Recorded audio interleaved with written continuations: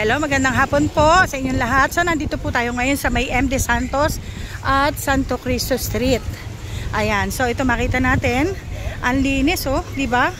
Divisoria to, oh, ayun yung Divisoria Mall. Ang linis-linis talaga, grabe. Ito oh. area ng MD Santos. Nakikita nyo yung mga tent na yan. May mga guhit sila. Ayun, oo. Napapansin nyo, no? May mga guhit. Tapos, dalawang guhit yan para doon sa tao, para doon sa tent, para hindi sila lumalakpas. Dire-diretso yan, hanggang doon yan sa Tabora. Apo. Tapos, may mga naka-assign akong mga marshal na nakikita niya sa kanto ng Carmen Planas. Apo. May mga marshal ayan, dyan. apo. Nakakulay blue. Ayan, makita nyo. Ayan, dito rin yung mga lalabog na nasa gilid lang sila kapag nagpipick up.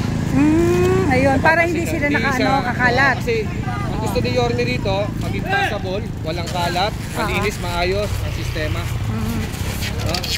Yan, nakikipagtulungan din yung mga marshal ko sa mga vendors, ayusin nila yung mga ano.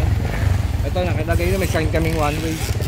Para ma-maintain talaga yung kaayusan. Bawal dito sniper, bawal dito yung mga nakatambay na sasakyan. Nakita yung one way, no entry. Ganyan. At least hindi naliligaw yung mga mamimili. Yan. At least maayos lahat. Ayan. So dito po, ayan, oh, makita nyo. Nakita nyo yung guhit na yan. Oo, at least hindi siya nakalampas, ano? Ayun, kitang-kita nga, sir. Oh. Hindi siya lampas sa guhit. Yan. Nakita nyo, naayos sila. Yung mga tent, yung mga ano nila, tent nila. Ito yan, sa likod na ito, parking. Ito, ayun, sa likod kami ng right of way. Ayun. Right of way nang galing sa mall. Apo. Pakanan ng tao. Ayun, so ito yung parking ng mga motor. Ayun, kabilaan. Ayan ang marshal dito sa Divisoria Mall. Yan. Ayun siya, marshal. Ayan, nakakalat sila dyan. Tapos may mga signboard kami. Kaya talaga may maintain, ano, sir? Oo. Yung kalinisan, kaayusan. Ang strip sweeper ko dito, maya-maya linis.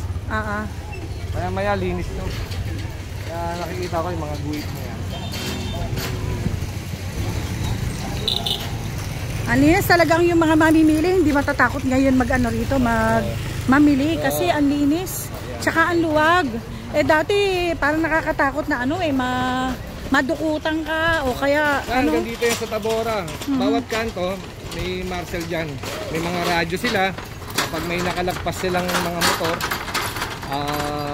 sinatawag agad para ipababalikin.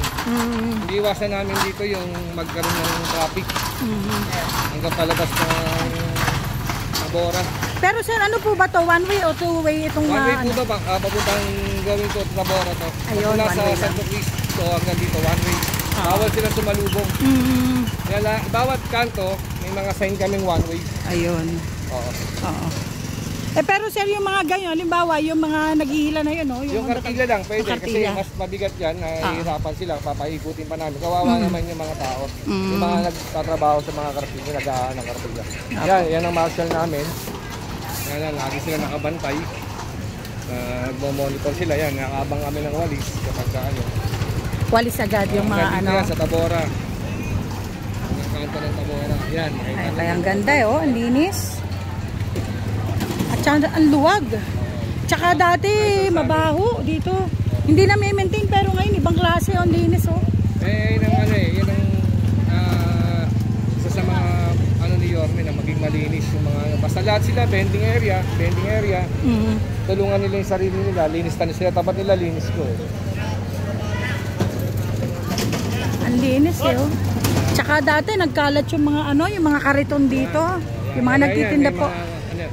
May mga, yung karton na yun sa kanto niyan, kaya lang naman nakalabas yan. Dahil kasi may naglo-loading kasi doon sa loob. Pero pag tapos ng loading, babalik na sila yun. Bali nasa sila dito, nakapantay. Nasa linya sila. Ito sakop ni Pribandos, ibang barangay na to. Ito ibang barangay to. 7-1. Pero at least talagang disiplinado sila. Kaya naman pala, no, sir? Yan, nakita niyo yung guhit ulit. May mga guhit sila. Nakita mo, naka-maintain sila.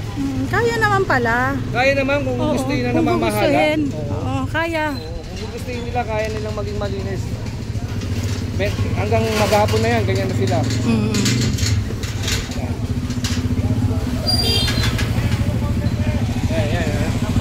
Bawat kanto may mga salunet. Mga muscle na kayo. Ayun, at least merong talagang nagmamanage sa kanila kung paano